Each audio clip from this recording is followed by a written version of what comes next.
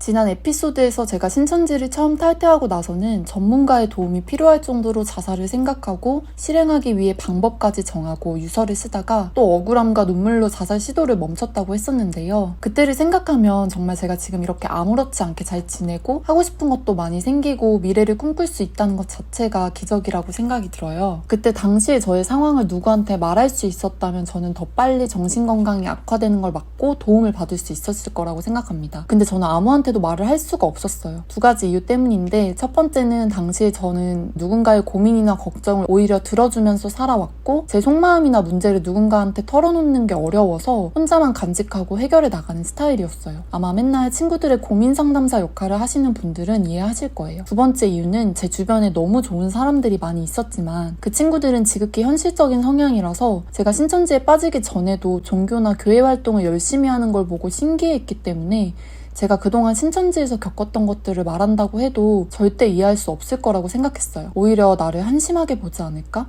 이상한 사람 취급하지 않을까? 걱정을 했던 것 같아요. 그래서 누구한테도 말할 수 없지만 저에게는 특별했던 그 고통을 혼자 끙끙 앓으면서 매일 밤 눈물로 지새웠습니다. 학교를 자퇴했으니까 고졸에 빚쟁이의 가장의 역할까지 해야 한다고 생각했던 저는 소설 속 비련의 여주인공이 된 마냥 제 현실을 보면서 신을 원망했었습니다. 너무 사적인 얘기라 말씀은 못 드리지만 저를 짓누르는 가정 문제도 있었고 돈을 열심히 벌거나 공부를 해서 저의 가치를 높일 시기에 사기를 당했으니까 마치 도박에 전 재산을 탕진하고 극단적인 선택을 하는 사람들처럼 저도 그저 현실을 회피하기 위해 떠올린 방법이 자살이었던 거예요. 근데 유서를 쓰면서 제가 아직 얼마나 더 살고 싶은지를 뼈저리게 느꼈습니다. 그래서 일단 죽지는 말아야겠다라는 목표가 하나 생기니까 다시 앞으로 나아갈 힘이 아주 조금은 생겼습니다. 그리고 불행인지 다행인지 당시 저의 경제적인 상황이 죽을 거 아니면 그만 청승 떨고 다시 빨리 일어나서 돈을 벌라고 압박을 했어요. 그래서 진짜로 죽을 거 아니면 제가 계속해서 삶을 비관하고 있는 게 사치라고 느껴질 정도로 경제 사정이 안 좋았습니다. 그래서 월요일부터 금요일까지는 낮에 카페에서 일하고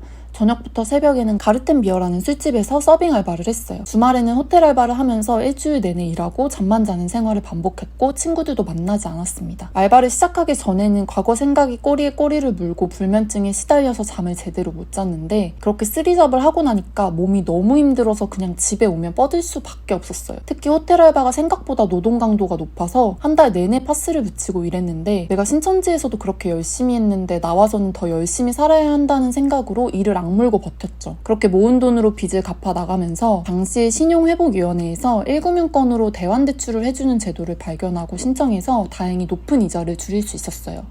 그러다 보니까 좀 숨통이 트이고 여유가 생겨서 계속 이렇게 살긴 싫은데 나는 앞으로 어떻게 살아야 될까 하는 고민과 미래의 불확실성에 압도돼서 매일 밤 자기개발과 진로에 관한 책이나 유튜브 콘텐츠를 보고 울면서 잠에 들었어요. 문득 모든 것이 부질없이 느껴져서 또 자살 생각이 들 때는 그냥 미친 듯이 울고 싶은 만큼 울면서 털어버린 다음에 유튜브에서 진짜 웃기고 재밌는 예능이나 명장면 모아놓은 걸 틀어요. 그걸 보다 보면 갑자기 픽 하고 웃음이 터지거든요.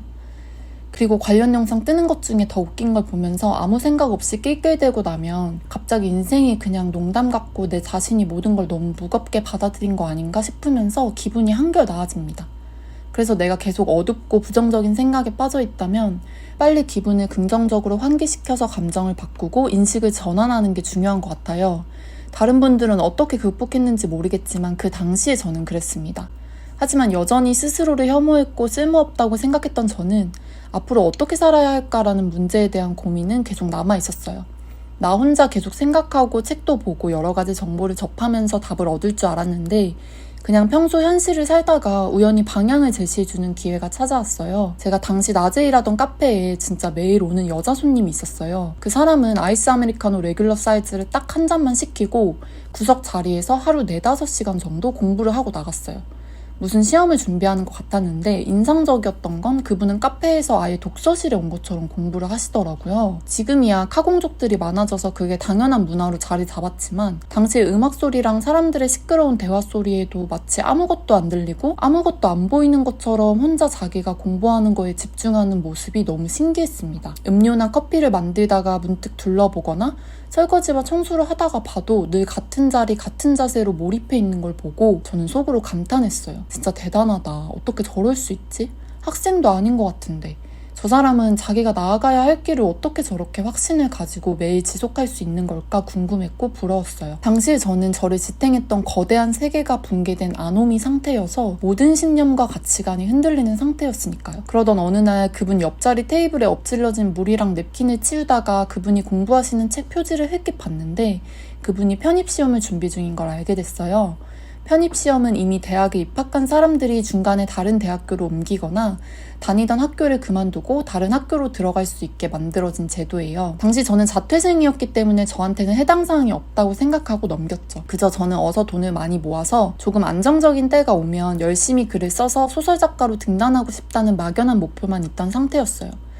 그런데 그날 평소처럼 저녁 알바가 새벽에 끝나고 가려는데 사장님이 저를 붙잡고는 술 한잔 하고 가라며 저를 추행하려고 하는 거예요. 저는 너무 놀랍고 순간적인 괴력으로 뿌리치면서 도망쳐 나왔어요. 뒤에서는 미안하다면서 사장님이 소리치는 소리가 들렸는데 정말 전속력으로 달리다가 뒤를 돌아보니까 아무도 없는 걸 확인하고 멈춰서 울음이 터졌죠. 왜 나한테는 이런 일만 생기는 걸까?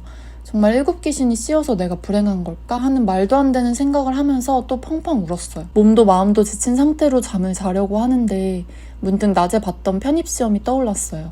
갑자기 제가 자퇴를 한 게 너무 무모한 결정이었다는 생각이 들면서 후회가 밀려왔습니다. 다시 학교로 돌아가서 공부를 하고 스펙을 쌓아서 평범하게 취업을 하고 싶다는 생각이 들었습니다. 눈이 퉁퉁 부은 채로 수능 말고 편입처럼 다른 방법 없나 검색하는데 대학을 자퇴하고 편입에 성공한 사람의 후기를 보게 됐어요. 이게 되나 싶었지만 방법은 있었습니다. 저는 갑자기 한 줄기 희망이 생기면서 미친 듯이 더 정보를 알아봤어요. 그래서 제가 다니던 곳보다 더 좋은 학교로 갈 계획을 세웠습니다. 그 이야기는 다음 에피소드에서 자세히 말씀드리겠습니다. 시청해주셔서 감사합니다.